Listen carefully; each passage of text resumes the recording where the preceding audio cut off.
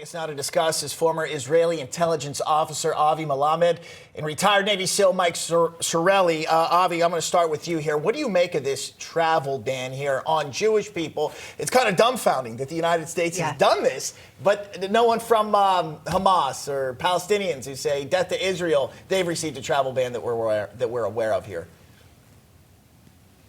Bob, hi, thank you for having me. The context here is the whole concern of the United States administration that the frictions between Israeli citizens living in the West Bank, rather known also as settlers, and between their neighbors, the Palestinians, will further fuel and ignite the sensitive situation right now in the West Bank.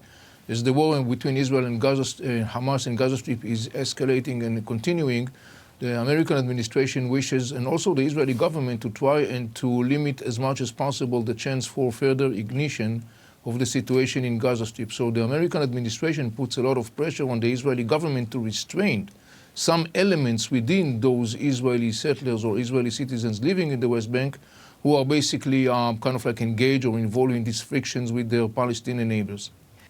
How are Israelis feeling about what they see on our elite college campuses here and how the presidents are responding here? It's kind of out of control. What do Israelis make of that?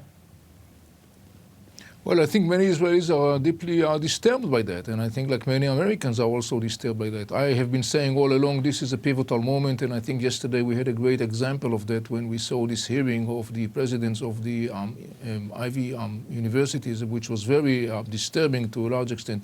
I actually want to echo or second guess what just Mike said when he was talking so accurately about the whole issue of accountability. You know, one of the interesting things, and it may be related, is the fact that not only accountability has been downgraded in the United States, apparently, when it comes to the educational system, but there is another interesting connection, and that is the fact that there are some circles in the United States of America, and not in coincidence relate to those specific academic circles, who, when we are talking about accountability, has been constantly exempting Hamas from responsibility and accountability for the situation in Gaza Strip. And I think that in a way there is a connection between the things.